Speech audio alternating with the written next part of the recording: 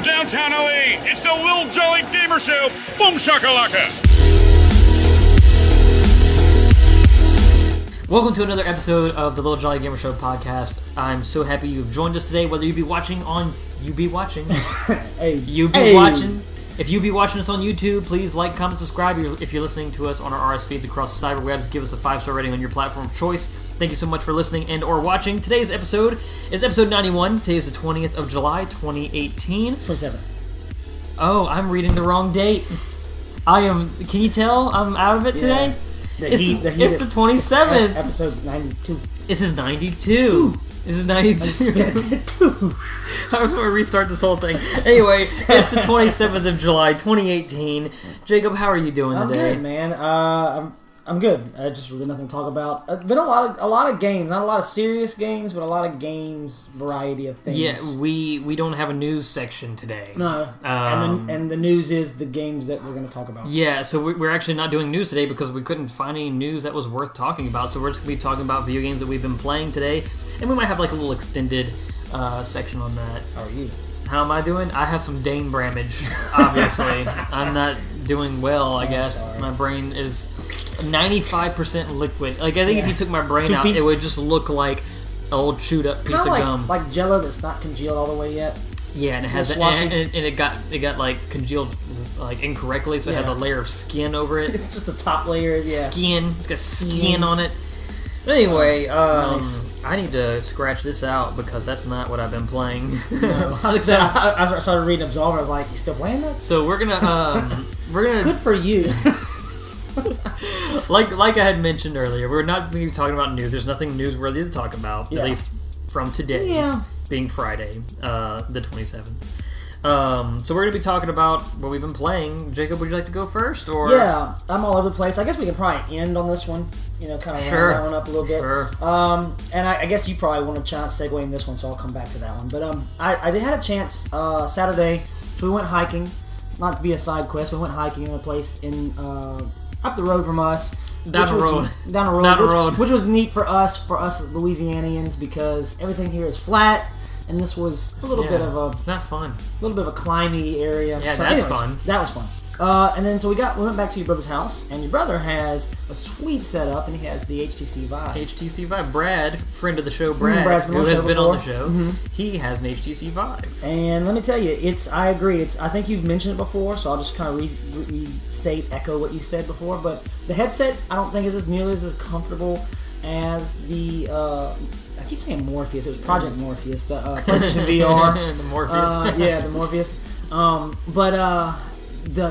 With the sensors being set up 10 times smoother than the light bar. Your hands don't get lost. Yeah, they don't get lost. But I think because it was, I feel like it was a little more sharp visually, and so I think my eyes actually the screen door effect is what they call it. Is not there. Couldn't take it for a while. I can sit in PlayStation VR forever. Not get sick, not get upset, not get... The PlayStation VR is like the easy level. Yeah. It's not quite as... The quality is not quite there, but it's the best for beginners. It's a little bit more comfortable, especially for glasses. It's a gateway VR. For glasses, yeah, it's a gateway VR. Yeah. It's good for people with glasses, especially if you got large frame glasses. No, I mean, like, those lenses felt like they were like... Yeah, there's no light coming in from the bottom, which with PlayStation there is. Yeah. But I got to put my hands on a few games from the Steam store. I guess what is that? What is Steam? It's a Steam or whatever. Steam. He had a weird game, horseshoes and hand grenades. That one was kind of strange. I figured it out. Oh, It's a shooting simulator. It teaches you how to shoot different guns. Okay, so that's really all the extent of it. Okay, which was cool because there was a little mechanic to it, which you had to cock and you had to move the gun. But with the Vive wands, if you want to call them, I don't know what they're actually officially called. I found that I would click into each other because they were too big. Like some of the guns, like so tiny. Like I had a rocket launcher and it was easy to load because it was so large. I didn't have to worry about my hands colliding. But whenever you had like that little pistol thing, like PPK from James Bond, it was like you couldn't get your hands close enough to it. But then I picked up the John Wick simulator, and that one was really fun. That's a fun game. Fun. Like, and I loved the rifles. Like, I felt like I was envisioning myself, and I didn't usually hold a rifle, and I've shot real ARs in real life, but I was envisioning myself being the way Keanu holds his guns. He kind of holds his shoulders up. You felt like John Wick. Yeah, and so every time I'd shoot, I was like shooting like him. I was like, oh man, it was really good. And it has the pistol you can hold with 2 hands. Yeah, that was a neat feature. So all the games I've played before, you usually just hold 1, but when you held 2, it was a lot more balanced. And that's something you cannot do on PlayStation. Yeah, you cannot yeah. grab. You can't do your hands like this. You can't because the VR just it's like where's both the wands? And it just freaks out. Your hand floats off. It really does. That's super annoying.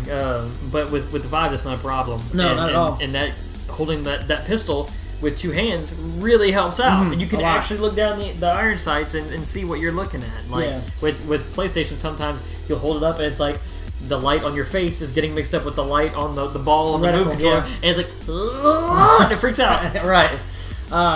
So really good. I didn't spend a lot of time on it. What we did spend time on is why we came over there, and that was to play Beat Saber. Beat Saber, yeah. Which is coming Brad to PlayStation. modded his version, so he had songs that aren't in the normal game, which I can't really speak for because technically it's not official. Right. But no, it's a great game. And I know Brad listens, so I'll go ahead and fluff him up a little bit, but he is a freaking wizard. Yeah, dude, he's the wizard. He's the Beat Saber wizard. I don't get it. Like, it's just so... And I get his motion. Like, you have to...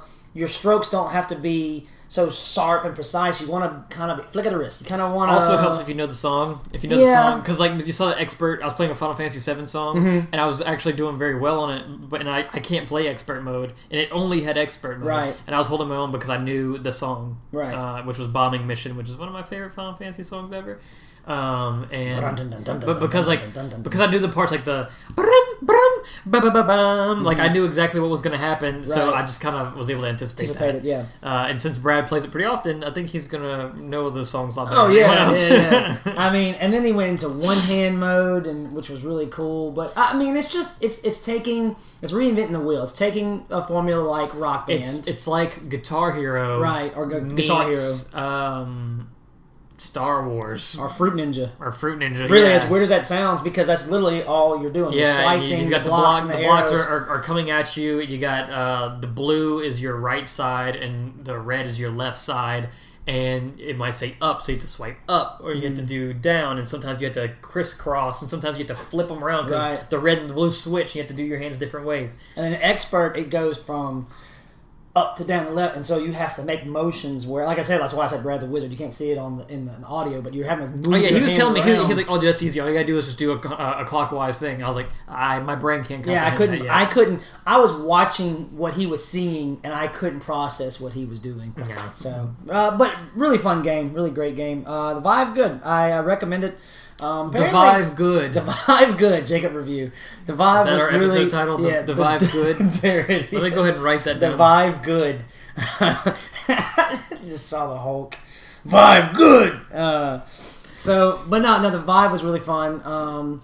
He told me that the actual setup or the cost of the actual Vive equipment wasn't too bad. It's just you kind of have to have the processor, the computer. Yeah. Which is where it gets pricey. Right. So, anyways, so this is the one you can probably chime in with me on. GTA Online had their Let's update. talk about Grand Theft Auto After Hours. You have Grand Theft probably Auto more Online. experience in this than I do. So, Grand Theft Auto After Hours came out and basically gives you the ability to purchase a nightclub, but there's a little bit more to it than that. The nightclub being the first and only form of legitimate business in this game. Yeah. And what I mean by that is you don't really have to kill anyone. You don't have to, you literally... Alright, so let me put it to you this way. You get on the foreclosure website like you do, to purchase, if you wanted to get a biker place, or you wanted to get the what's it called, the facility, the bunkers, all that stuff. You go to the same website, you pick where you want to, and the locations for the nightclubs are actually really cool. I picked what I think is the coolest one. It's near the beach, right there by that strip of really nice, where that clothing store is. They're usually kind of back alley, around the corner, not on the main strip of things. Yeah, it's right across the way from Bahama Mamas, which is the rival yours nightclub. Is, Mine is. So once you purchase it, you can upgrade it and stuff, and then you have. That's where it's pricey. Yeah, you can change the lights. You can change the layout's always the same, but you can change the theme of it. You can change the name of it, and then you can shoot. You can actually get garages in there, and you can get storage areas in there, so you can choose how much, I guess I'll say illegitimate business stuff that you can do in there. You can store more in there, and then you can actually store like 10 cars per floor. You can have like four or five floors, so you can have like 50 cars in your nightclub garage. I don't know why you would need that at this point. Cards. Yeah, and it really wasn't expensive for the garages. It's more expensive for the storage, like I was expecting it, and I think you were too. I think we were both anticipating. That's why you kind of stocked up 9 mil. Yeah, and I had 3, and I knew you were going to get it, so I wasn't too worried about it. But it was a lot of being not as expensive as I thought it would be. No, well, I also didn't buy many storage floors. The storage floors were like $500,000 per floor, so it's a little ridiculous. Woo!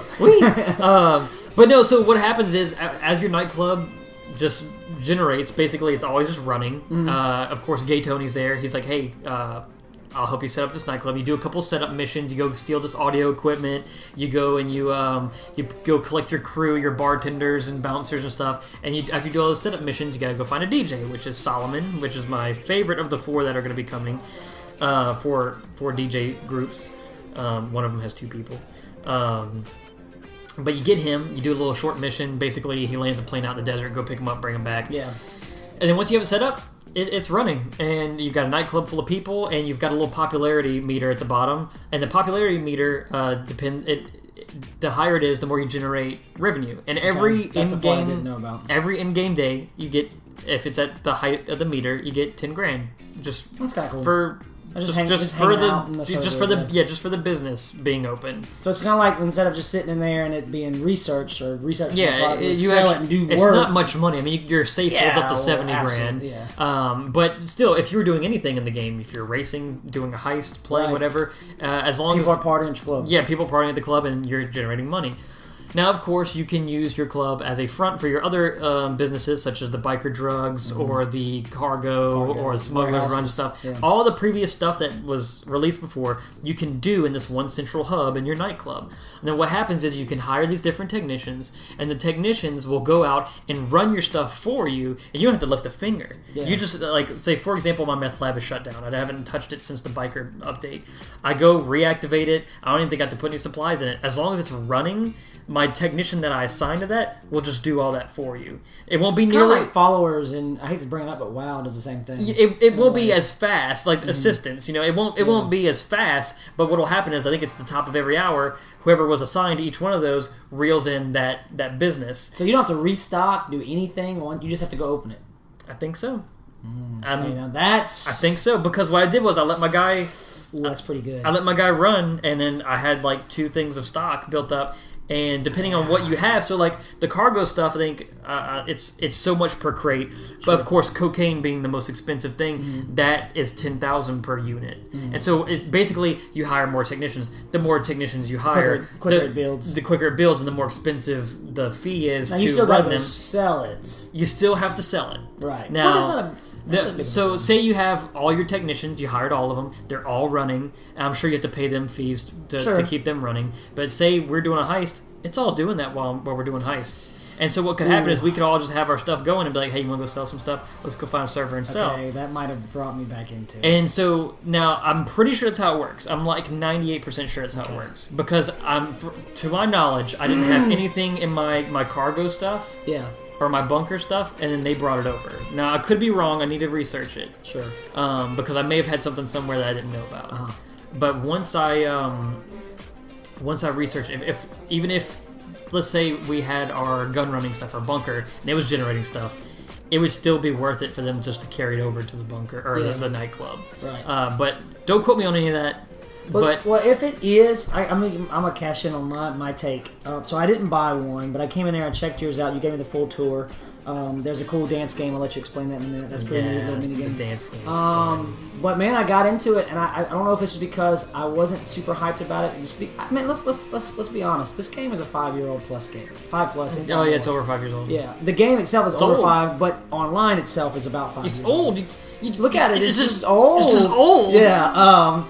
But so like we've seen and done everything. The heist pack, the Doomsday heist pack brought that was like in game. Yeah, that was and so like I walked around your thing and like Max was there and I checked it out. I was like, okay, I think this is it. I think I'm done with GTA. It's the coolest hangout spot. Now that's pretty cool, but the music. I didn't feel like there's too much to do, but there's some neat things coming. There's some over-the-top things coming, apparently. Vehicles. We Yeah, won't talk about that. The point I'm making is I didn't really see anything else to progress other than just to hang out, which is what we've been doing already. But now that you can kind of sit on all your businesses, if this is in fact what you're explaining, it might draw me back in because I've got all these businesses and it's like it got to be a headache. Like I don't want to go deal with the warehouse and the drug. That's just, too much. The only reason I'm a little skeptical is I may have had some kind of stuff somewhere that technician went and picked up. Mm-hmm. I don't know. Yeah. I only have a couple things. The only things I have active is my gun running stuff and my hanger, and that's it. I don't have anything else active, like none of my drugs or anything like that. So I'm not sure if you have to keep that stuff resupplied or not, and they just run it from that. I still have to research that. Okay. But I'm pretty sure because, like, why else would you do it? Why not just run your businesses individually? Yeah. Because the way I see it is, if that is how it works, have your technicians run stuff and run your businesses separately at the same time, and then you sell a bunch of stuff and make a bunch of money. Yeah, you don't do anything but just wait, and then when it's time, sell it. Yeah. You don't lift a finger. And yeah, that's... If that's what it is, then I'm keeping it installed just because I want to listen to all the different DJ music. There's still, honestly, there's a lot of cars, personally, that I haven't drove, but it's just like, they all kind of look the same. Let's be honest. Like, all exotics, at the end of the day, they're kind of bleeded together. So, supercars are boring. Yeah. They're all boring. They're all the same. But I like to have some of them. But then it's like, I don't want to go and spend $8 million on just cars. The most fun stuff is the stuff that's the most customizable. Like the Skyline or the new one, the Supra, the Jester Classic. That one's really customizable. That one's great. Mm-hmm. Those are the coolest cars to own. The fastest and best cars in the game are the most boring. Yeah, honestly. Because you can't really here's a spoiler. Here's a muffler. Go play with your $4 million. Yeah, go play with your $4 million car. It's stupid. But I would like to have a chance at some of that stuff, but like I just don't feel like making money anymore. But if there's we don't have a group. True. It's me, you, and maybe Seth. Max or Seth. Yeah. And I think Seth's starting. Well, I don't know. Maybe we don't have a group, so we can't do anything. Brad would play, but Brad's sporadic with his work. So, yeah, I don't know, man. If that's the case, I might have to hop back into it tonight. Yeah, There's another game though that's kind of got me hooked right now. I'm gonna research it, and we will we'll do that after the show. We'll look at the video, see if anyone on the internet has figured it out. Figured it out yet? Okay. Yeah. So mini game. Is there something else you want to talk about? Oh yeah, the nightclub. In the nightclub, you can dance. It's pretty great. Yeah, and you kind of time it to the beat a little bit. One of my favorite things in GTA 4, I loved the Ballad of Gay Tony. That's one of my favorite expansions. I remember one of my favorite things to do was just go to the nightclub and be a bouncer and just walk around, and like Luis would just be like just hanging out, bobbing his head, and then they'd be like, Luis, we got a problem in the bathroom, and you just kind of casually walk while he's bobbing his head, and you just walk in the bathroom and you beat some dude up, and it was just the atmosphere was fun, and you get to do that. You don't get to be a bouncer, but you can just hang out in your nightclub with your pals, and then you can at anywhere except for the staircase, you can start dancing. You can dance in the bathroom, you can dance in your office, and you can choose the intensity of your dance moves, what type of style of moves. So like they have this one where he's like throwing his elbows, and you can change that to where he's just kind of like he's throwing his arms around, and you can throw in little actions in there. So like they have this one called Find the Fish, where he's like doing his arm like this, but but he does it to the intensity and the style of your dance. So it's a lot of fun to do that, and so. And you can charge a cover charge for people when they come in your nightclub. It's like, oh, you gotta pay $100 to get in here. Yeah. I'm not sure if that goes in your pocket or not, but still, $100 is nothing in the game. You can change the dress code of all the citizens in your nightclub. You can have it either be EDM or techno. So it kind of changes either them to wear all black or just like weird stuff. And Laszlo's in there hanging out. Gay Tony's in there. And there's one thing I haven't figured out yet. There's a thing. Whenever your popularity gets low, you have to do popularity missions, which could be something as boring as literally driving around town and putting up posters. Like, here's these 8 spots. Here's 8 spots. Drive and put posters out. Or it might be something like, hey, go blow up the Bahama Mamas vans because if they don't have product to sell, we do. You know? Basically, it increases your popularity meter. And then there's a little thing there that says celebrity appearances. I'm not sure what that means. I think at some point celebrities will go to your club and it will like give you because they showed up. Everybody's in. Yeah, because everyone. It's like a boost. I'm not sure how that works. I'll have to look that up. But one really cool thing before we stop talking about GTA is that you can order drinks and champagne. And the champagne you can buy and you shake it up and spray it all over the place, which ranges anywhere between $15,000 and $150,000 for diamond encrusted champagne. So if you're stupid rich and you just want to spend all your money, you can do that.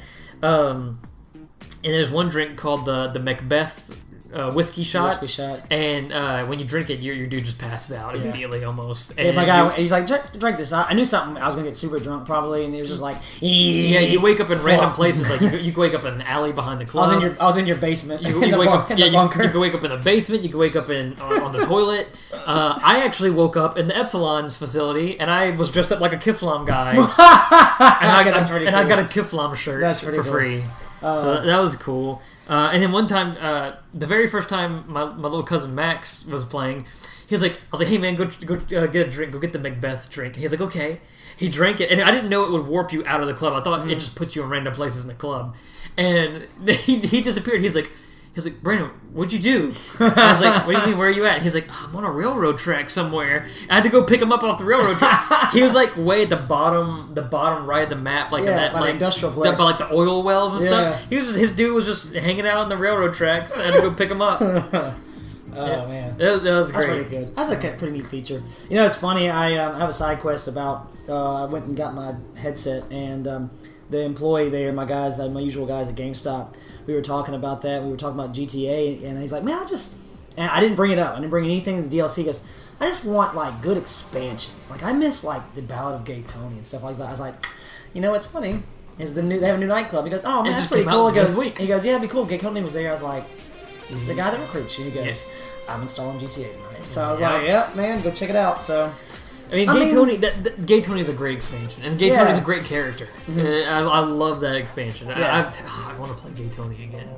I didn't do any DLC for 4. I don't know why. Ballad of Gay Tony is great. That's the one. The Ballad of Gay Tony is the one where they introduced with GTA 4. Mm-hmm. There was no parachuting. You could parachute in Gay Tony. No, it wasn't. And it gave you like these really crazy guns with explosive bullets and stuff. That's right. I remember that. We used to do that a little bit on the online. I think you had Gay Tony, but you never played the single player. I think you just played online with us. Must have been. Because we would go and find our little skyscrapers in New York, and we would just jump off. Yeah, you had to have had it, because remember... I must have. Liberty City. Welcome. You had to have had it. Yeah, I must have. Anyways, I never played through it. It's good. Was there any other games that you want to talk about before we finish up? Actually, since we got extra time today, sure. Me and Haley have been playing a game. I don't have the case to show it, but we've been playing. It's one of those games. We were talking about demos on our last episode. Yeah, with Wild Arms. With we had talked about Gex and Tomba, games that we were nostalgic for or sentimental to. And I remember a game that I used to play a demo of that I never had. I found it in real life. I found the full game. It's called Legend of Legaia. Right, I've heard that one. And it's a JRPG style game. And the cool thing about this game, I have not gotten anywhere with the story. Basically, here's the story. You play as this young boy in this village with these big walls around it because the world is infested with this mist. And the mist generates these evil monsters. And no one knows where the mist comes from. That's literally like the plot of like The Mist from Stephen King. But yeah, no one knows where the mist comes from. But there's also like this race of like ancient creatures called the Saru and the Rasaru. And the Rasaru are like more... Aruguru? I don't know exactly how to explain the difference between those two, but like they look weird. They're like, for example, a Rasaru... Sorry, platform. Oh, PS1. Okay. Thank you. The Rasaru that you get in the very beginning, it's an armband that goes on your character, and that Rasaru talks to you. And everyone's freaking out because, like, oh, you have a Rasaru on your arm. What are you doing? Are you crazy? And once the mist touches that, you're going to become a corrupt monster. And then it turns out the Rasaru are immune to some of that stuff, and they have special abilities, but the regular Saru that you're fighting out there in the wilds, they're corrupted by the mist. Okay. And one of the characters you get is this girl. And there's a wolf with a Rasaru attached to its head, and it's been raising this girl apparently in these mountains.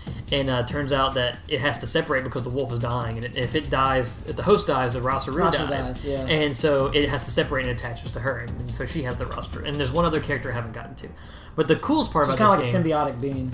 Yeah. So you remember the tornado flame? Yes. That's this game. Okay. So the cool part about this game is the combat. So most of the time you play a game like a JRPG and like Wild Arms 3, where it's just like you hit attack, you tell them what to do, and then they all do it, and you have to wait your turn, all this stuff. Yeah. This game has this crazy system where you have to input commands. So like the main character, I guess his name's Van or Vaughn. I'm gonna call him Van because Vahn. Van. VAHN. Van. Yeah, good. So Van. Anyway, you play as him, and so it will be his turn. And so he has, he might have like 3 inputs he can do, and so the 3 inputs are up, down, left, and right. And depending on how you do different commands, you can unlock a new art skill, like a martial arts skill. And so, for example, if you do like up, right, right, he'll do up, right, right on his turn. And some characters or some bad guys you fight might be flying, so hitting down low, you're not going to hit. Kind of a fighting game mechanic a little bit. So what's cool is if you do like up, down, up, he'll do like up, down, and he'll stop, and he'll go like, and he'll do somersault because it was a special combination. Okay. And you can also use a move called Spirit. It takes up one of your turns, but it refills your action points, which is each different special move you do requires a certain amount of action points. For example, if you do the somersault, it might be like 10 points, and you can only hold 100. But if you do Spirit, not only does it raise your AP, but it extends your bar. And the more your bar goes up, you can do more advanced moves. So like... Tornado Flame is actually it costs a lot of points, but it's only 3 inputs, so you don't have to you have to Spirit up first, and it does a massive amount of damage, but it takes up so many points. So it's like up, right, left, or something, and since it only takes 3 inputs, you don't have to waste a turn. But if you do that Spirit and you expand your thing, you can do these crazy different combinations, and each hit you do is hit points. So it might be like 10, 15, 20, and then at the very end they do the somersault and it's like 80. And so you want to like plan out your attacks and cross them up a lot, so that way you can hit the bad guys. That's a really cool mechanic that I've never seen and I don't have nearly the extensive knowledge of a JRPG turn-based game, but that would make me a little more interested because it seems like it's a little more involved. It's fun because I mean, of course you can go look up a list online, but the regular arts that you do, you just find them randomly. So if you're like, I'm gonna stumble upon them, I'm gonna do down, left, left, and that might be like crushing elbow. He'll be like down, like he'll do a down kick, and then he'll do a left punch, and then he'll be like, he'll just do this thing that says like new arts, and he goes like, and he just does his elbow, and it goes in slow motion. It goes like, and then the bad guy goes flying back. That's cool, man. I can get behind that. It's a lot of fun. I mean, you have to be patient with it because some of those battles can take a little while because you're just constantly thinking like, what should I do? It's chess, turn-based. Yeah, and the girl character, she's a little weaker than Van, but she, I think her name's Noah, Noa. She has a higher bar, but does lower damage. So you can do like whenever she does her spirit thing, you have like a 7-hit combo. Oh, nice! And it does like the equal amount of damage that Van would do because he's a little bit more brute. And you can equip different armors and weapons and stuff, and that also affects the battle. Cool. But it's so much fun. The best part of that game is whenever you're like, I'm gonna try a different move now, and you get a good move, and you're like, oh my gosh, I got a new move. Yeah. Like a power punch thing, or I did this one where I got like this kick where Van kind of jumps up and he does like, I think it's called point kick. He jumps up and goes whoosh, like with his foot and jumps back. It's really cool. But Legend of Legaia, man, I want to beat that game. I want to beat it. It's weird. It comes in. Where'd you get it from on Steam? Oh no, I have it on PS1. I'm playing. You just picked it up. I'm playing it backwards. You have it. And you just okay. I'm playing it backwards compatible on PS3. Oh, nice. It's good. Okay. And the music is so good. I'm probably playing the music for it right now, and we're probably gonna close with the music from it. Oh, but it's good, man. Very cool. I really enjoy that game, and what's weird is it comes in like one of those 3-disc cases for the PS1, like Final Fantasy 7 or 8. Yeah. But it only has 1 disc. So I wonder how big, and for a PS1 game, like the graphics and the battle, the actual the battlefield, like the characters are huge. They're really detailed. Was it an end of the air game? Maybe I don't know. I have to look it up. I'll look that up while we talk about this next one. So speaking of next. Aha, you see that segue there? That's great. No Man's Sky next. I'm interested to hear what you had to say about it. Cause So situation. look, you read my notes. Hard time picking up. Got controls now hooked. I mean, literally. So you gave it a second chance. Okay. I wasn't gonna give up on it. From day one, I even made a video. It had no views, and going back after the video, I was fueled a little bit by hype. But I made a video about why you should go back and listen to yourself. Hey guys, this is great. Yeah, it's great. Why you should play No Man's Sky. But I made some good points, and I've always enjoyed it. Everybody like Nick and Seth were joking, and poor Seth, he can't get into it. I think he deleted it. He installed it, played a little bit, and deleted it. Oh really? Yeah. I figured he wasn't gonna. But sidebar, Legend of Legaia came out October 29th, 1998. Okay. I'm not sure when the PS1 died out, but I think it came out in '97, right? Didn't the PS1 I come don't out in know. I don't '97? remember the dates. It's all. But it has a 4.9 out of 5 on eBay, Ooh. and it has a 7 out of 10 on IGN.com. Oh. So pretty cool. I'll have to show He's you. got blue hair. He does. Blue hair's always So cool. No Man's Sky. But I was to the point. I've always defended No Man's Sky. I didn't know It's not that bad. it's not that bad, and it really isn't that bad. if you were on the hype, the Sean Murray hype train, then yeah, it probably was a disappointment. But I was a realist, and I was like, there's no way this game is going to have to be able to have the detail and things he's explaining if it's going to be that big. I'm not a developer, but I understand to be that vast, there's no way you're gonna be able to do all these things. It's a vast game. It's just not as detailed. It's a exactly little bit of quantity over quality here. Correct. Especially in the beginning. So they struggled. They petered out. They brought back the base building and so there's base building. Now this is an old update. This is all update. This is Old old. updates. Fast forward, what now? It's been a couple of years now. 2 years. 2 years. But I remember because the Great Flood, which was not last August, but the August before. Right. Yeah, August 16th. I bought that game the week that we had the flood. Yeah. So the game kind of brings back some bad memories. Yeah. A little bit. Yeah. Which is a shame because it's a really terrible nostalgia connection. Yeah. But so we're playing it, and now we have the ability to play in third person. We have the ability to play together. We have the ability to build bases, build vehicles, go all these different places. I've got all these missions I got to be doing. Like I had this mission I've been doing in the same system for the longest time. Now, unfortunately, it's a lot of go here, do this, do that, come back, go here, go to that planet, go put a transmitter on this planet, go put a transmitter on that planet, go triangulate your position, find this hologram, go talk to the guy. Now you gotta go find this guy. Now you gotta increase the reputation with this clan, and you gotta do this, and you gotta do that, and blah blah blah blah blah blah blah blah. That's the only bad side about it, because I was playing it, and I got to this point to where it's like, oh, you gotta increase your reputation 4 times. So I haven't had to do reputation. It says you gotta increase, and so to do that, you can go accept missions and the space colony thing, and the space station. You go to the space station. There's a mission board, and the different mission boards give you different things. So like you accept different missions. Like this might give you nanite clusters, which is like the new like premium currency, not the currency, not microtransactions or anything. Units. At least not, I don't think. And then I don't there's so. units, and then there's nanites. Nanites are a lot harder to get. So if you have like 300 nanites, you got a fair bit. Yeah. And I have like 3 million units, and they're almost useless. The highest, because you use the nanites to buy from vendors. You buy upgrades to blueprints, things, to your modules, to your gun, to your ship, blah blah blah. And I think the highest one is like 120. 150. So yeah, like you said, if you got 300, you're sitting pretty. And you get the missions you do. They might be worth credits. They might be worth nanites, or they might be worth reputation. So you I did this one mission where it says kill 7 sentinels, and you get 1 reputation increase. I have another one that says kill 20 creatures, random creatures on planets, and you'll get. I don't know why it's so violent. I think it's because it's the violent race. It's those weird Vicron guys. The lizard looking. Yeah. And so do all that.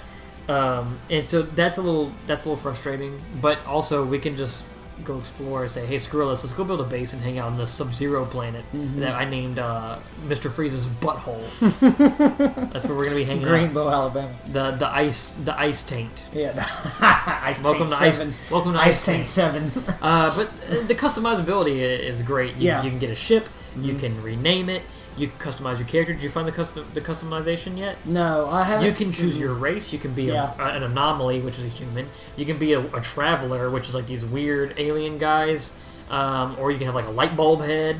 You can be the Daft Punk looking characters. The Gex. The Gex are little short dudes. dudes. You can be the little hamster looking guys. Or you can be the lizard dudes. You can be anything you want. You can change all your armor pieces, change the color of them. You can put little details on them.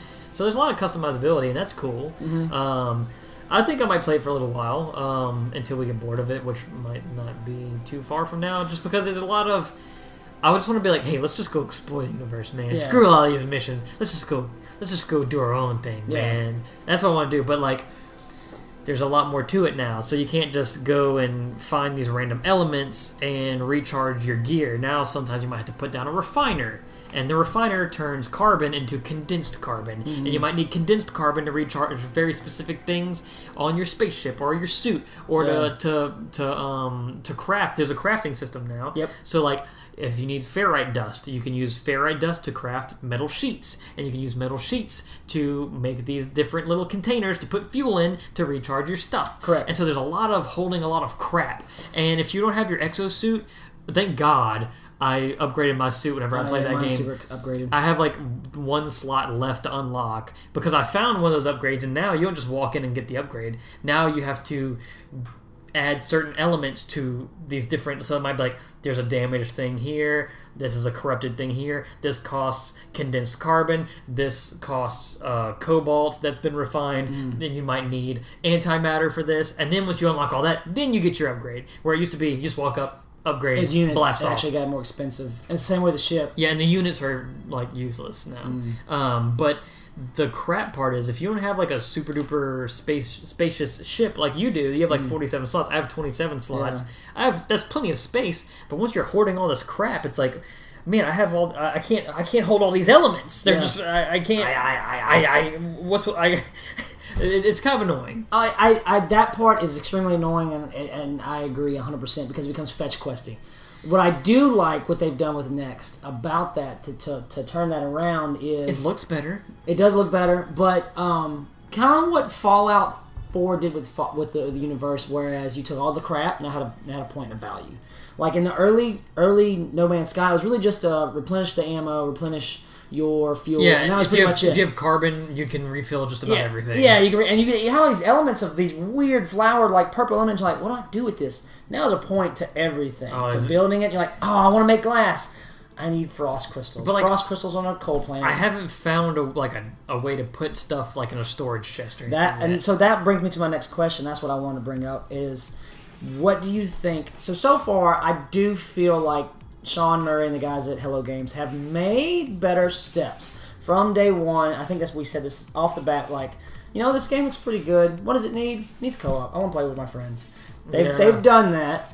But what do you think could be done to really just kind of... And they've refined some other things, too, before I get off on that question. But I like that they've streamlined the menus. The menus are now... We need something to work towards, is what we need. You think so? Because we can play with each other. We can play with each other as much as we want now, but, what's the point? Right. Just to go explore and find... Like hey, look at this fish that looks like a penis. Yeah. It's a penis fish. Yeah. I'm gonna scan them, get my credits, and since I found it, I'm gonna name it Penis Fish. So episode name. Just kidding.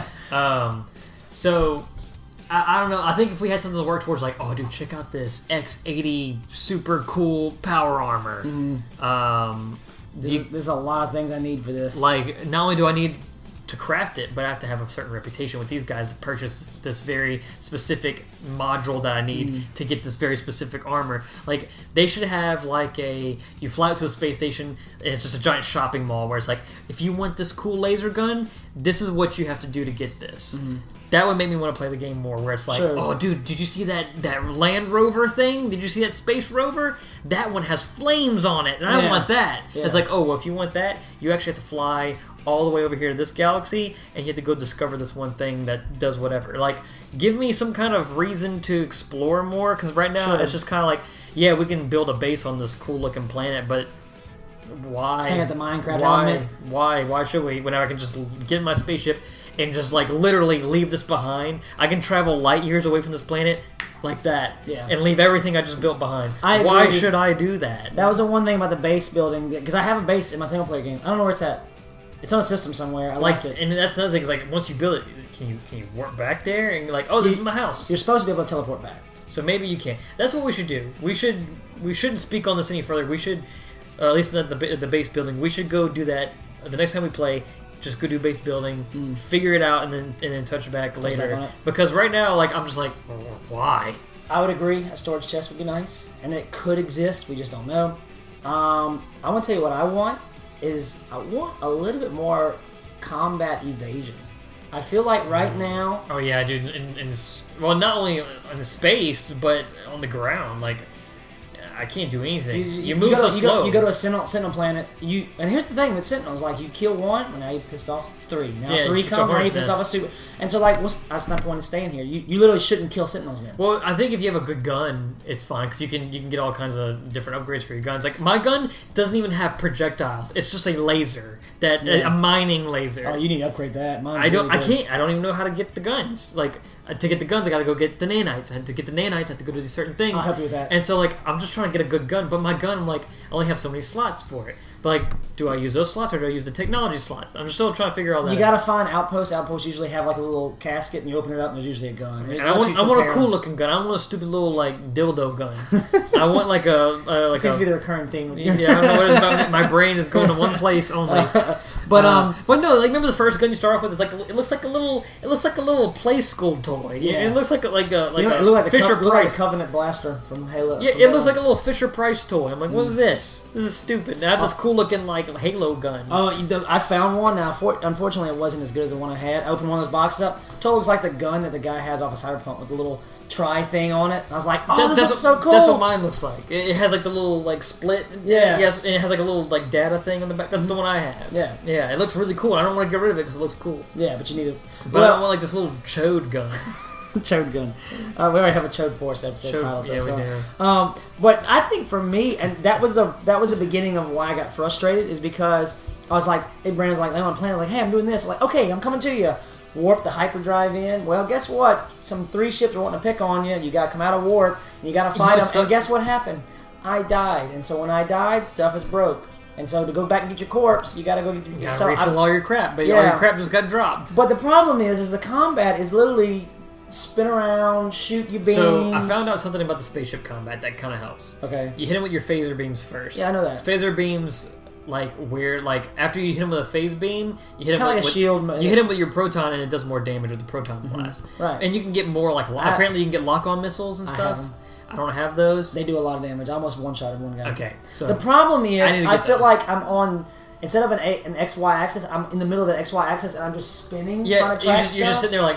Yeah, trying to shoot stuff.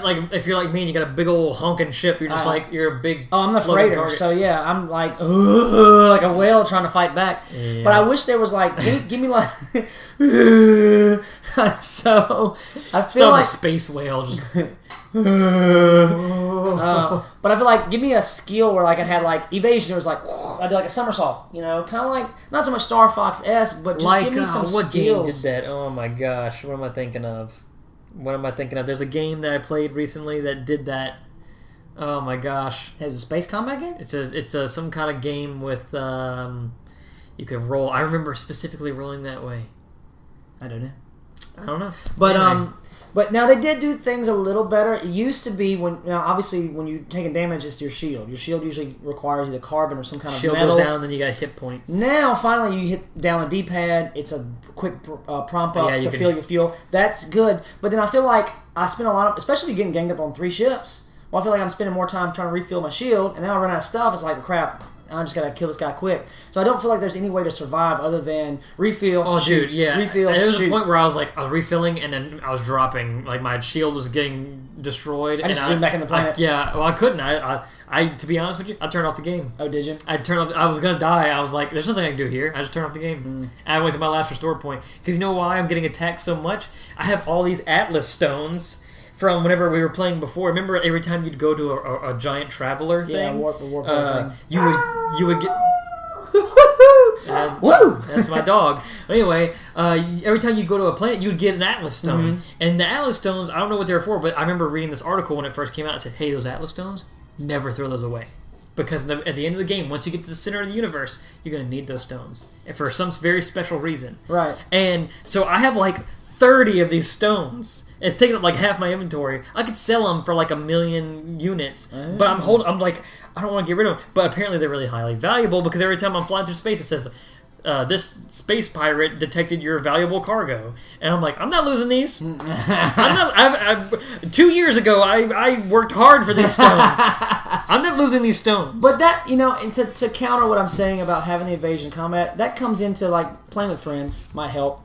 We're getting ganged up on 3. Well, safety numbers. Yeah. You've got the little agile ship. I've got the freighter. I'd use agile loosely there. Yeah. My ship looks really cool. But that's another thing. Yeah, I really don't feel like there's a difference in the way they fly. No, not at all. No, it's just storage and technology space. They do have stats. I don't know if you look. There's stats. Yeah, there's maneuverability. There's maneuverability and there's damage. Gotta upgrade but them. it doesn't feel. Like I guess you gotta upgrade them. You got, and well, there's different. Like right now, we can make like the crummy upgrades, but I don't know if you noticed, but there's like purple level upgrades that like really change your stats. Yeah, I just can't afford any of them right now. We'll get into it. We'll give it some do a more follow-up, time. yeah. Because unfortunately, whenever I got on last night, you were in a bad spot, and I was like, I kept dying. I'm just gonna leave. it was past my bedtime. I was anyway. getting mad. I was like, it's okay. It's all right. You're doing good. Well, I remember you were asking me like, how is it, Brandon? Because you hadn't had a chance to play. I was like, dude, I'm actually kind of enjoying it. Yeah. And you got on, you're like, oh man, this sucks. I was like, it'll get better. I mean, I'm not, by no means am I trying to defend that game. I've defended it for 2 years. Yeah, So. it's not a bad game. Is it worth $60? No. Is it worth? Is it worth $20? Yeah, Yes. I'd buy it for $20. I'd buy that for $1, which is on sale right now for like $26. So that's a pretty good deal if you want to play with your friends. I haven't really seen much of a difference. Now I've seen people post some things on the internet of like all these different plants they're finding that are really crazy, like cool looking. Like there's all kinds of different things that generate now. Because it used to be like the same 4 things: ice planet, fire planet, toxic plant. Every planet's freaking toxic you go to. Jesus Christ. But like I've seen some where people have like these paradise looking places that look like tropical. I've seen like all these crazy plateaus and stuff. But the bad thing is I haven't left the system I'm in because I can't make any warp fuel. I have to figure out how to make warp fuel, and once we do that, then we'll start blasting out. I found some.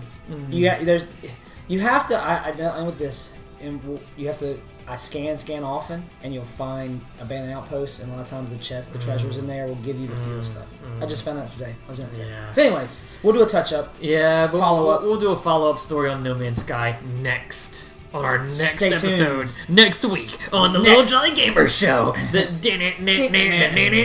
Dragon Ball Z? Yeah, they'd be like, on the next episode of Dragon Ball Z, will the androids really kill Goku? Find out on our next episode. That guy used to be, I want that guy narrating this show. What will happen on the next Little Jolly Gamer Show? Who knows? Jacob might get naked. Don't get naked, please. But yeah, no. Anyway, Alright, that's it. No Man's Sky. You have anything else you want to talk about? I was going to touch up on some gaming news stuff. Well, let's go to. Do we have gaming news? Do you have anything to talk about? I was just going to talk about my hands-on Wrecking Ball real quick. Oh, gaming news. Gaming news. Overwatch dropped Wrecking Ball, Hammond. It's on PS4 now. On PS4, yeah. How's that? Interesting. He's not as I thought he'd be a little more disruption tank. He can be a little more defensive than I thought. Now, I didn't play him in quick play because every time I play quick play, guess what happens? Everybody gets him to fight for him. Wasn't worth it. And the only other place to play him is in Mystery, and that's a chance. So I played him. You can actually go in and customize maps and play against bots. Did you see his skins? Yeah. His skins are really cool. Yeah. His emotes are cool. Now, as far as a character's concerned, like just a character himself, I love him. Because there's some emotes. He's just a hamster. There's emotes where it's like it's called repair. I was like, oh, what's this? And I clicked on it, and like your little mech goes, and he's like scrambling all over it, fixing like a hamster would be. So it's like his character is really awesome, but he's fun. So I played the first map I played in was I forget which one it was, Oasis, and it was one of the you defend the point. Everybody got to capture the point and stay on top of it and control it the longest. King of the Hill. And I think I put Zenyatta and I put Soldier on my team. I put Anna, Roadhog, and a Reaper on the other team. I put them all as easy, just to play around instead of playing with stationary bots. Yeah. And there's a time where the first part of Oasis I was playing on, there was the square was right next to a place where you get knocked off the map, and I spun around and I just told it thunk and hit Roadhog and it went. That's pretty crazy. It fell off. That's cool. The pile driver. You can build up momentum like you've seen before. The pile driver, when you're spinning, the spinning's a little weird. You have to kind of play with it. So as you go up, obviously you're pushing, down the D-pad to swing up. Well, you have to go up to continue that momentum. You have to kind of like steer your sticks to get the momentum going. And sometimes you can run into a wall and mess the momentum up. But then, when you're at the peak, you get circle. It's like bumper balls. Bumper balls. It's like bumper balls from Mario Party 2. Yeah. Exactly right. And but when you do the circle, he does a power drop. It doesn't do a lot of damage, but it knocks him off in the air. Yeah, kind of disrupts him. His shield lasts for a couple of seconds. The right bumper does the shield. Left bumper puts him into ball mode. Left trigger puts him into his grapple. And you can grapple just on the side of a wall, just like this propeller spin if you want to. And then his super his guns are pretty good. They're on point. I think they're like 80 rounds before a reload, but they're pretty, not like Diva just throw shrapnel at you. They're pretty precise. His super though. His super, like, I waited, I had it, I knew that we had killed like 3 of them, so I knew their bots were going to all kind of show up in the same doorway at the same time because they're bots. So I just went super and dropped all the mines, and they all walked around the corner, and like massacred all of them. And some of the mines are still left. Now, eventually they disappear after time, but yeah, he's really fun. Is he a Reinhardt, get up front and stop everybody, protect everybody? No. He plays a lot like a diva. He's the fun character to play as. Yeah, and he really is. And when you're in that ball mode, you're pretty invincible. By no means am I hating on Wrecking Ball because he looks like an incredible character, but we just don't need another one of those. We don't need another one of those. Gimmicky? No, not gimmicky. Like, this is the fun character. Like, most of the time with Overwatch, you've got 2 characters. You've got the serious, you've got the useful team-based characters, and you get the fun characters. Oh, I got it. Yeah, I mean, absolutely. I guess you could categorize Hanzo and Widowmaker under the fun category, even though they have their defensive. Everybody is useful, but there's ones that are really useful. There's the ones that people always play as because they're the most fun. But a character like Reinhardt, for example, he has a big pivotal role in team play, as does someone like Brigitte or I don't know. I played Mystery and just murked Brigitte. Yeah, God bless her. She's the best character in the game. She's good. That's the best character. That's all there is to it. It's so fun to have a Lucio like zoom on the wall, doing that little wall running character, and go stun and sit still, ping, ping, ping. Now go to sleep. You know. Anyways. Yep. So, and the whip. Yeah, knock him off the wall. She's the best character in the game for me. She's pretty good. If I had to give top 5 characters, she's not my favorite healer. She's not a pure healer. No. She'd be my number 1 character. She's like a disruption tank, but a disruption healer. Yeah, pretty much. It's pretty unique character. So yeah, but Wrecking Ball's good. I love his character. Is he someone I'll probably pick automatically? No. I think he's a good. What's the word? The one the map I was playing on. I forget to keep calling him. Not a payload tank. He's probably more of a King of the Hill tank, where you gotta stay in the zone and move people away from it.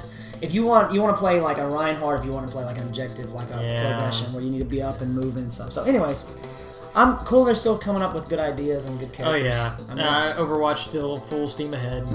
Absolutely. I have a random news story we're gonna talk about for 5 seconds. Apparently, Nickelodeon is making a kart racer, so you can race as SpongeBob. Yeah. Who else is on Nickelodeon these days? Can you play as Hey Arnold? I was gonna say. Can you drive our Nickelodeon? Probably not. No. Like Auto Monsters and I saw some screenshots. I saw SpongeBob characters, and I saw the Ninja Turtles. Not like the cool ninja, like these weird Nickelodeon Ninja Turtles. Yeah. But they said there's gonna be like 12 franchises to choose from. They only showed those 2. But there's some cool, like if they're gonna draw from old school Nickelodeon, we could see some cool stuff like Danny Phantom, Fairly Odd Parents, Hey Arnold, Cat Dog, stuff like that. Angry Beavers, cool. Angry Beavers. That'd be cool. But we're probably gonna see this new. I can't. I saw like some Cartoon Network stuff the other day. Like there's a random game. This game I bought because I got a good deal on it. Cartoon Network Punch Time Explosion XL. As you can see, look, there's Johnny Bravo. There's Dexter. And then there's a Powerpuff Girl. It's Blossom. Mojo. But like, I don't know who these other characters. Oh yeah, there's Mojo, and I don't know who these other characters are. Oh, that's I can't think of it. I don't know. That's the imaginary friend. Yeah. But like, Blue. Look at the back here. Like the kids next door are in there. But like, half these characters I know. The other half I've got no clue. By the way, Captain Planet is in this game, and he's amazing. His final move. Does he have a blue mullet? A green mullet. He has blue skin, but yes, you can get an extra skin for him and play as evil Captain Planet. His final move is pretty great. Johnny Bravo has the best one though because he makes everybody do the monkey and then do the monkey, and then I'll die. Any other news, Jacob? No, that's it. Okay, well, yeah, I literally wrote here. I got nothing. Let's do My week. Side quests. Side quests.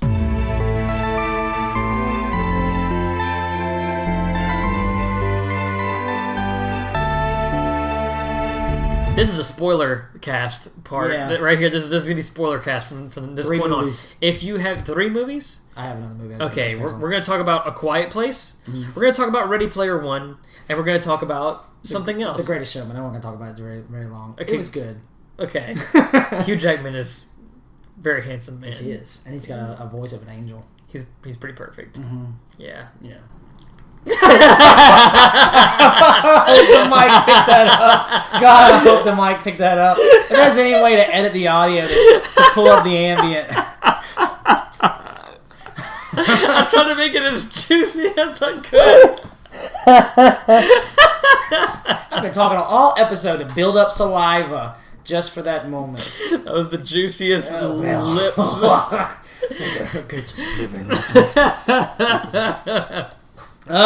All right, let me start. I hope I made you genuinely uncomfortable. Oh yeah, sound like Jabba the Hutt. All right, so we're gonna talk about we're gonna talk about A Quiet Place now. Are you done with The Greatest Showman? No, if everybody that I've seen, like all the girls, obviously, they want to watch musicals. So we watched Quiet Place week 4. Lou wanted to pick as her pick. She's like, Greatest Showman. I was like, it's musical, all right. I would watch it, but they do chance. a good job of, because you're following the story of P.T. Barnum, who the original circus in America, the freak show guy. Freak show guy, yeah, and his kind of fall and rise. He didn't really fall too much, but the way they did the music, it's like really like pop culture, early like our kind of music, like pop music, but set in that time period in New York is really good. Done really That's well. kind of cool. Zac Efron's in it. He does some really good stuff. Obviously, he's done musicals, High School Musicals, where he got his claim to fame. Yeah, he can sing. Zendaya's in it, the chick that played Mary Jane from Spider-Man. The black lady girl. She's quietly Michelle Jane in the new in the new Spider-Man. I thought you were talking about Spider-Man. Kirsten Dunst. No, not her. No. What are you talking about? So, but really good. Do you want to talk about Ready, and then we can both talk about Quiet? Ready Player One. I'm not gonna say much because I want you to watch it. I'm not gonna reveal anything. Oh, yes, right. Okay. I'm not gonna spoil anything from this particular it's our movie. generation's. But let me Willy tell you Wonka, right now. Yeah, it's pretty much like video game Willy Wonka, but the world that this takes place in is so. What's the world called? It's called cool. something. The Oasis. The Oasis. Yeah. So in the real world, it's kind of run down. It's like year 2040 something or something Everybody's like that. stacked on top of each other. Yeah, well, that's called the stacks, where like really? like that's it's like the ghetto. Yeah, I saw that in the trailer. And basically, the world wants to get away from the real world, so they all go to the Oasis, which is this giant super MMO that anyone can go to, and you can pick any avatar you want. Right. You want to play as Ryu from Street Fighter? You can be him. You want to play as Shrek? I guess. I don't know. But like, you'll be watching a scene, and there's so many Easter eggs and so many pop culture references. How did Spielberg just go? I want all your licenses. Because he's Spielberg, and everyone's like, okay, yeah, sure. But like, you'll be sitting there watching like a really serious scene. You're like, oh my god, you see Chun-Li in the back dancing with Ryu in the nightclub? Do you see that? Yeah. Or like, just the amount. Like, I get goosebumps thinking about it.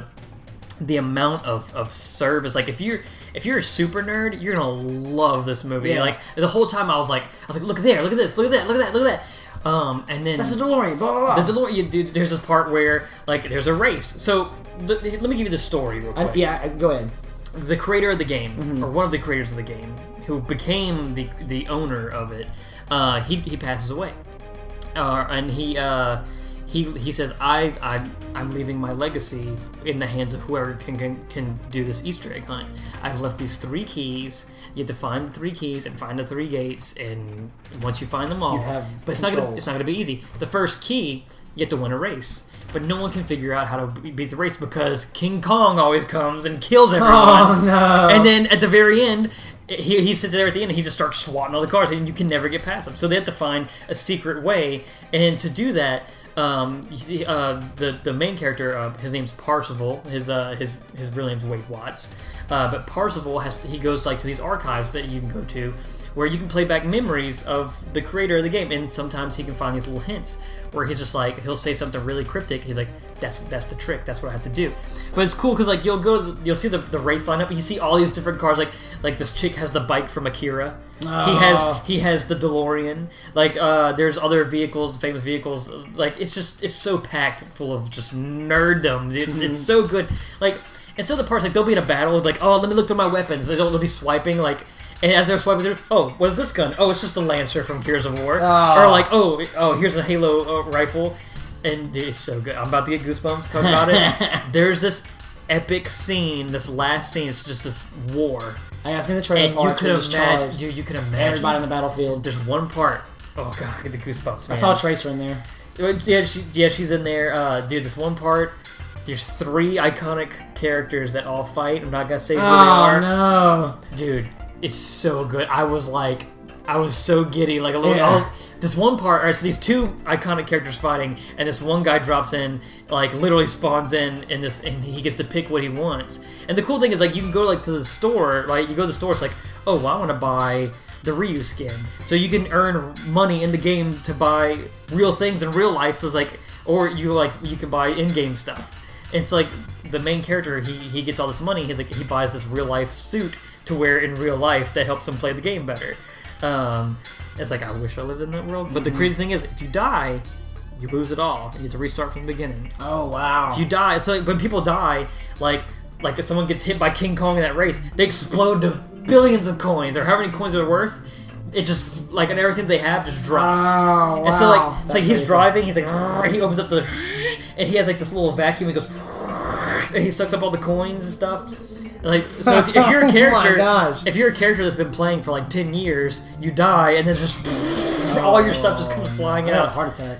It's great, but like, there's one part where the main character's like, he's like, I would do anything for this. You know, I want to learn more about the creator. And then this girl's like, well, you'd risk it all. You'd risk all your coin. You know, he's like, I can't risk that. You know, because that's everything. Mm. But the coolest part about the whole movie is that you learn more about the creator of the game, and he's really the main character. You learn more about him. His name's like Holloway or something like that, and you find out more about his life and why he created the game the way he did.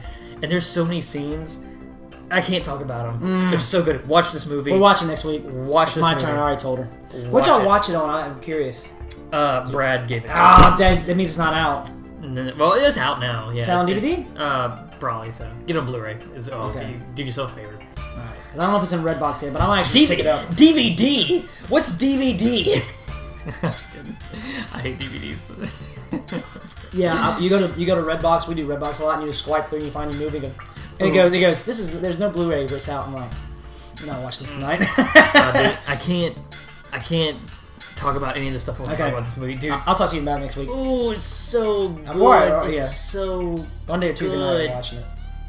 I've wanted the soundtrack, the beginning, the music, Jacob, the music. Do they play the Willy Wonka song in it? I can't say anything. It's so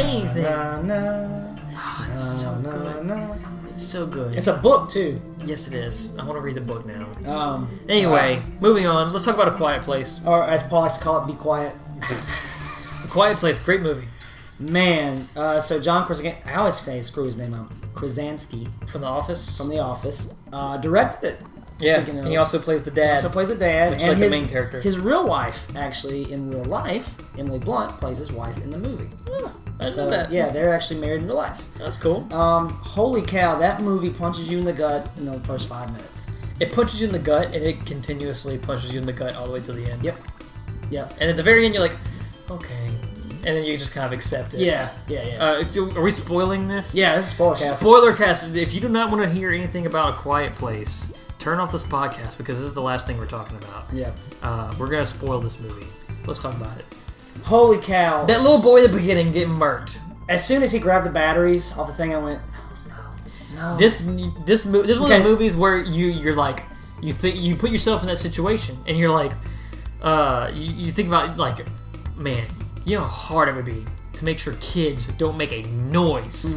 So let's talk about the plot. So apparently aliens have crashed in Mexico somewhere. You see the clipping, and they are 100% blind and 100% attracted to sound. Yeah, they can hear a pin drop from 10 miles away. Apparently. But a lot of sound confuses them and can be masked by other sounds. Thus, they can talk when like water's running really loud. Blah blah blah blah. Yeah, they can stand behind a waterfall, and since the sound it gets shot down by the water, they can talk behind the So it's a family, but this family is very fortunate because their oldest daughter is deaf. Yeah, she's deaf. So they all know how to sign. Yeah, they're going to do sign language. Very useful. They've survived thus far.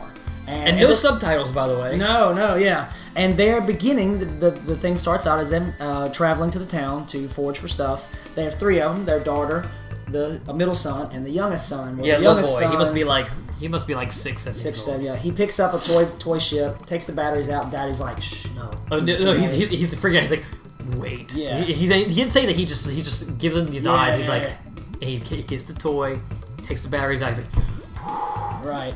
and so the boy feels bad because he can't get the toy, and the little girl is So like, they all walk off. yeah, Parents. the little girl's like, don't tell anyone. Here's a toy. Here's a toy. She walks off. She doesn't give him the batteries. Yeah, she walks off. He takes the batteries. So they're walking back. They're walking over this bridge. They're walking down this trail. But speaking of, everywhere they walk, it's so genius. Sand. Put sand everywhere. So and they're all walking barefoot. Barefoot. So that makes Barefoot no noise. sand. And they're walking, and then they're just you hear They're about to cross a bridge. they're about to cross the bridge, and then you hear that toy. Ew. The toy, the loudest It's a little toy. space shuttle. It's a little space. It's like. Boo, woo, and then the dad is like, Bro, John Cranston's like, I felt like a dad, like, I can't get there fast enough. Because he can see the thing coming. And he's trying to be faster than the thing. And right before he gets to it, shoo! dude, those monsters just went. They look like Venom from Yeah, Spider-Man with a little really bit. long They look arms. like Venom crossed with Cloverfield monsters. Yeah. But they're like probably the size of a small van. Yeah. And they're just like, and Their they arms are super long. They roll, and he goes, and that little boy, gone. And then Quiet Place. And then boom, title. I was like, oh my. Me and Lou looked at each other with our mouths just open. Went, Oh my oh god. my god. Yep. That was like we clinked into the roller coaster and then like the seats locked. It was like, can't let go now. Yeah. Can't Good get luck. out. Good luck. So it's So fast forward, and then we see the wife is pregnant. When I was like, when I saw that belly, I said, because I know, Yeah. I was like, I told Lou, I said this. I said, how is she gonna do that? but that's the first thing I said. Haley was like, I mean, of course I'm cynical, but I was like, that was a dumb move. Yeah, That was a dumb move. How are you going to do that? And they have contingency plans. They had this whole idea to do it underground, so whenever she birthed her child, they have like this chamber where they put the top over it so it's going to be Got a mattress soundproof. over top They have the of it. little oxygen mask for the baby, so whenever it cries, it goes into the... So they had it all planned out. But guess what? Something gets screwed up. Doesn't happen the way you think it would. So throughout the course of the movie, you're just kind of seeing how they operate day to day, not making any noise. He's got all these lights set up. He's got everything. We can tell that Dad's done something with technology. He's Yeah, good. He's he's- good tinkerer. In yeah, technology. he's a tinkerer, and he's been working on this little headpiece to for make the for her to hear better. yeah, and Which comes back into play later. So let's fast forward to the part where they're basically out in the woods. The dad's teaching the son how to hunt and stuff, and then whenever he comes back, there's this old man, and his wife's dead. He's like, screw it, I'm gonna end it. I'm gonna yell, and then he's like, don't do it. Just wait for us to leave. And he goes, ah! And then those big alien things show up, and they have to run. Apparently we know there's 3 Yeah, there's 3 in the area. areas where they've and so discerned. throughout the course of the movie, these 3 aliens are terrorizing their base camp, and then guess what? Baby's coming, dad's not home, kids are wherever they are. Well, let's talk about this too before we get too far. So apparently, little girl, older sis, feels guilty because of what she did. Yeah, she goes. And she believes that Dad. Hates her. She always wants to go. She wants to go on a trip with Dad, but Dad's like no, because she feels like Yeah.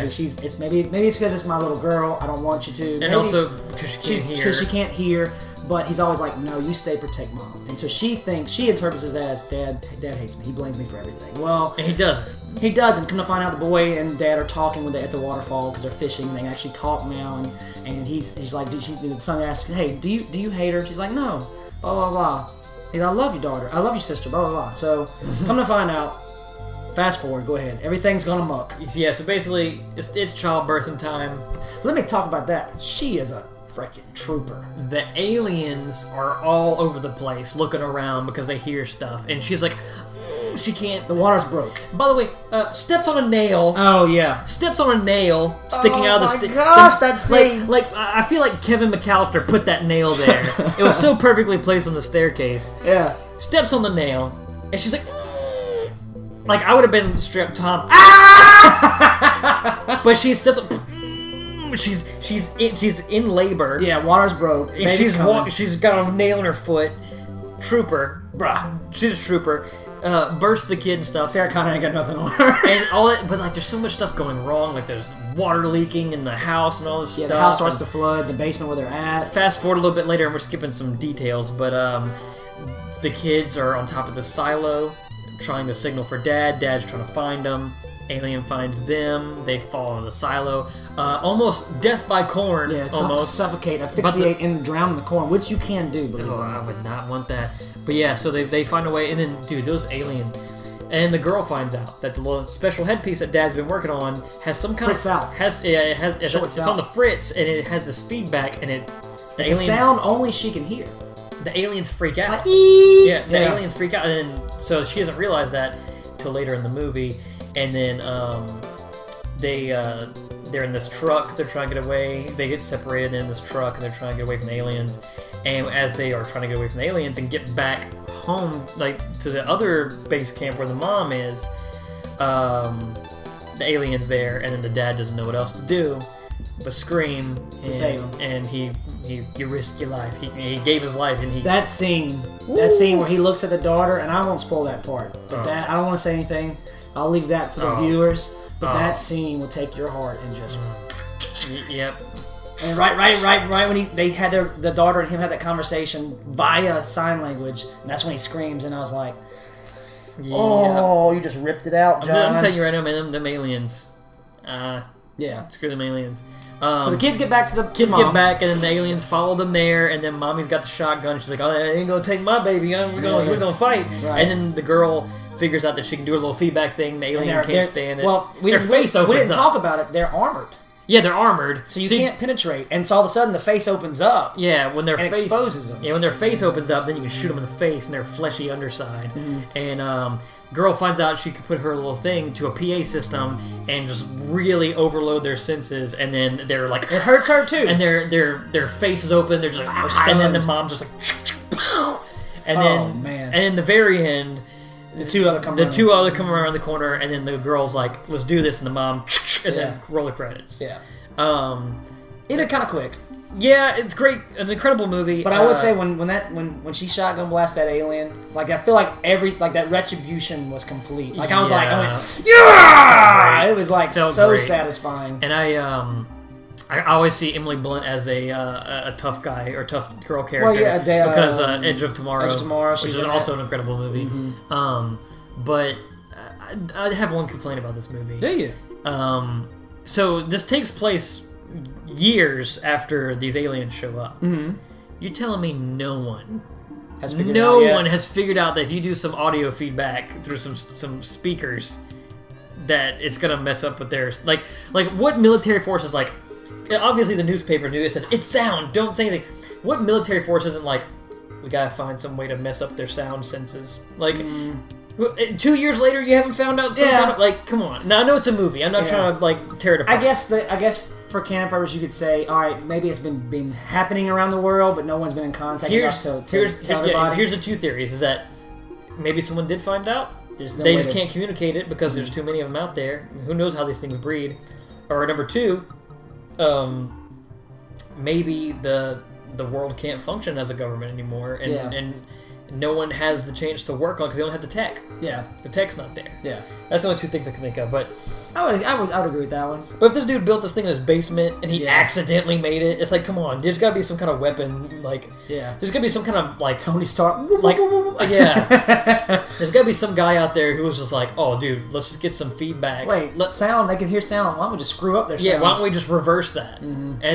And come on. Yeah. I don't know. That's not nearly as bad as the water melting the aliens inside. Right? Yeah, no, not nearly as bad. And who knows? Maybe there's just like a little isolated incident where it's like maybe they're far away from the people who did find out. That's what I told myself. I would go as far. I don't know if it would be nearly as good because the way that it was built around the family unit, having loss, having life being brought back into it, and the family coming together only to be sacrificed. Blah blah blah. I don't know how you replicate that in a sequel, but I think it'd be pretty cool to see something like kind of like Cloverfield where they had. Yeah, I see another story. I don't think they will. Nah, I think they won't. I think it's a standalone. Not that I'm disagreeing. I think it'd be cool, but I think if they just leave it like this, that's fine. I'd be okay with it too. It's fine. I'm just kudos to Krasinski for not only doing a fun, fantastic, and all the performances were great, and there was hardly any dialogue in the movie. No, there's like maybe like 4 lines of dialogue in the movie, and he directed it, so good job. Oh man, I'm kind of glad I didn't watch that in the theater. We wanted to. Yeah. Can you imagine people like yelling and screaming? Because like that's the beauty of that movie is that